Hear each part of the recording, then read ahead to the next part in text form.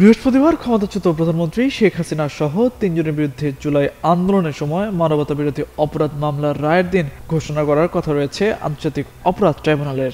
তার আগেই রাজনীতির মাঠে আবারও ফিরে এসেছে আগুন সন্ত্রাসের ভয়াবহতা। রাজধানী ঢাকায় আরও 5টি যানবাহনে অগ্নিসংযোগ করা হয়েছে। এছাড়া আন্তর্জাতিক অপরাধ ট্রাইব্যুনাল, তদন্ত সংস্থা ও শিক্ষা প্রতিষ্ঠান চত্বরে নিক্ষেপ করা হয়েছে ককটেল। এসব ঘটনায় দেশ জুড়ে ছড়িয়ে পড়েছে আতঙ্ক।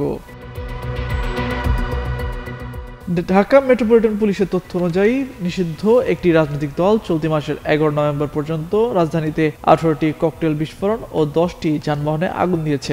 এসব ঘটনায় মঙ্গলবার সন্ধ্যা পর্যন্ত 52 জনকে গ্রেপ্তার করা হয়েছে এবং 17টি মামলা হয়েছে। এদিকে রাতে ডিএমপির উপকমিশনার মোহাম্মদ তালেবুর রহমান জানান, ঝটিকা মিছিল ও নাশকতার পরিকল্পনায় যুক্ত থাকার অভিযোগে কার্যক্রম নিষিদ্ধ আওয়ামী লীগ ও এর অঙ্গ সংগঠনের 22 নেতাকর্মীকে গ্রেপ্তার করেছে ডিবি পুলিশ।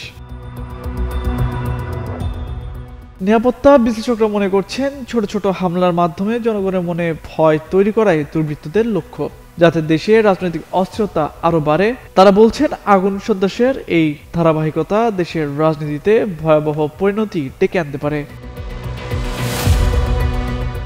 ঢাকা মেট্রোপলিটন পুলিশের কমিশনার শেখ মোহাম্মদ সাজ্জাদ আলী জানান, পরিস্থিতি পুরোপুরি আইনশৃঙ্খলা বাহিনীর নিয়ন্ত্রণে রয়েছে। ঢাকাবাসীর আতঙ্কিত হওয়ার কারণ নেই। ককটেল বিস্ফোরণ বা ছোটখাটো অগ্নিকাণ্ডের ঘটনায় আতঙ্কের কিছু নেই। রাজধানীর গুরুত্বপূর্ণ স্থান ও প্রবেশ মুখগুলোতে পুলিশ, র্যাব, ডিবি ও বোমা নিষ্ক্রিয়কারী দল মোতায়েন থাকবে বলে জানান তিনি। স্বরাষ্ট্র উপদেষ্টা অবসরপ্রাপ্ত লেফটেন্যান্ট জেনারেল জাহাঙ্গীর আলম চৌধুরী বলেন, 13 নভেম্বর ঘিরে আতঙ্কের কোনো কারণ নেই। বিচ্ছিন্ন কিছু ঘটনা ঘটলেও বড় কোনো সহিংসতা হয়নি। পুলিশ, র্যাব সহ সব বাহিনী প্রস্তুত আছে।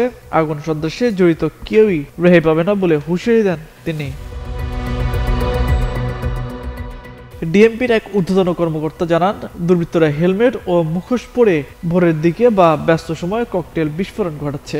এমনকি কিশোরদেরও এসব কাজে ব্যবহার করা হচ্ছে। তিনি জানান, রাজধানী ও গুরুত্বপূর্ণ শহরগুলোতে পুলিশ, র্যাব, বিজিবি ও গোয়েন্দা সংস্থাগুলোর যৌথ অভিযান চলছে। গুলশান, ধানমন্ডি, বনানী ও মতিঝিল এলাকায় টহল বাড়ানো হয়েছে। একই সঙ্গে শহরের গির্জা ও অন্যান্য ধর্মীয় প্রতিষ্ঠানের নিরাপত্তা জোরদার করা হয়েছে। তামজিদ মির্জা, যুগান্তর নিউজ।